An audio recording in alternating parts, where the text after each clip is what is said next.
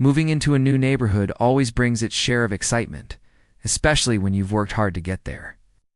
I had recently bought my dream home in an upscale community, a place where manicured lawns and quiet streets promised peace. To top it off, I'd just treated myself to a brand new Rolls Royce, a symbol of success and luxury I was proud of. But little did I know, my gleaming new car would become the trigger for a nightmare, all thanks to the infamous HOA president. Karen was well known in the neighborhood, a woman who believed the entire community revolved around her whims. She'd built a reputation for enforcing rules selectively and making life miserable for anyone who didn't toe her line. From the moment I moved in, she had her eyes on me.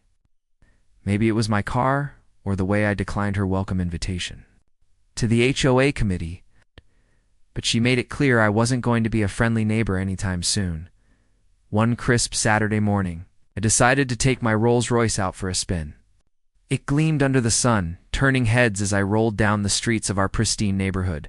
As I pulled into my driveway, I noticed Karen standing across the street, arms crossed, glaring at the car like it was a personal insult. Her scowl was so intense, it could have melted the ice on the pavement. "Nice car," she said sarcastically as I stepped out. "Does it fit your budget, or are you just trying to make the rest of us look bad?" I smiled, choosing to ignore the jab. "Work hard. If I want to treat myself, that's my choice." Karen's eyes narrowed. "You know the HOA rules about parking luxury vehicles on the street overnight?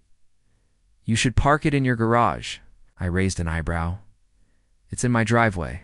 That's allowed." She shook her head, her voice rising. "That's not how. The rules work here. You need to register it with the HOA and get approval." "I've reviewed the rules. There's no mention of needing approval for vehicles parked in your own driveway," I replied calmly. "I'd appreciate it if you'd respect that." Karen huffed and stormed off, muttering under her breath. I thought that would be the end of it, but I was wrong. Later that week, I came home from work to find a bright orange notice taped to my front door. It was from the HOA, a citation claiming I'd violated the vehicle parking policy and that I must remove the car immediately, or face fines. I immediately called the HOA office, but Karen was the one who answered. Her tone was icy and condescending. "We have the right to enforce community standards. Your Rolls Royce is causing disturbance," she said flatly. I stood my ground. I'm parked on my own property, in my driveway, not on the street. "There's no disturbance." Karen's voice got sharper. "We'll see consequences if you don't comply." Over the next few days, I noticed more and more hostility. Neighbors who had been friendly suddenly avoided me. And then the worst happened one evening. I was hosting a small gathering at my house, just close friends and family. The mood was light, laughter echoing in the backyard. Suddenly, I heard loud knocking at the front door. Opening it, I was greeted by two police. "Officers, what's going on?" I asked, confused. "We've had complaints about disturbances," one officer said, holding up a copy of a noise complaint. "We're here to investigate." I was stunned. I hadn't heard or caused any disturbance. I invited them in, and as they looked around, they found nothing amiss. Then one of the officers mentioned the HOA's recent complaints, not just noise, but also allegations of unauthorized construction and property code violations. I was bewildered.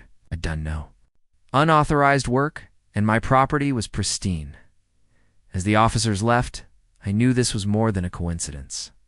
Karen was using her influence to target me. The next morning, I was shocked to find my car had been towed. The HOA had apparently coordinated with the local authorities, citing illegal parking and safety hazards. I was furious. Called the tow company, only to learn I'd have to pay a hefty fine to retrieve my own car that afternoon. I went to the HOA office to confront Karen. She was smug, so she'd won some grand victory. "You're making a scene in the neighborhood," she said with a smirk. "Maybe this will teach you to follow the rules." I tried to reason. "This is harassment. You have no right to single me out." Karen laughed coldly. "I have all the authority I need." Things spiraled quickly after that. Started receiving more citations, from minor landscaping violations to bogus complaints about trash bins being visible. It was clear Karen was waging a personal vendetta. Finally, one afternoon, I received a knock on the door. When I opened it, police officers were waiting with a warrant, an arrest warrant for alleged vandalism of HOA property. I was stunned. Vandalism. That was absurd. Apparently, Karen had filed a report claiming I'd keyed her car, damaged community property, and even threatened neighbors. Despite my protests and evidence proving my innocence, the officers handcuffed me and took me in for questioning. Sitting in the interrogation room, I thought about how a simple luxury car had turned into a lightning rod for petty HOA politics and personal grudges. I was the target of harassment and false accusations, all because Karen couldn't stand to see me enjoy my success, thankfully. After a thorough investigation, the truth came out. Surveillance footage cleared me of any wrongdoing, and the charges were dropped. But the damage was done. My reputation was tarnished, and the stress took a toll on my family. I filed a formal complaint against the HOA and Karen personally. The community board eventually intervened, stripping Karen of her presidency and implementing new policies to prevent such abuse of power. In the end, I learned that success sometimes attracts unwanted attention, especially from those who feel threatened by it. But standing firm, gathering evidence, and not backing down made all the difference. My Rolls Royce still gleams in the driveway, a symbol not just of achievement, but of resilience in the face of entitlement and injustice.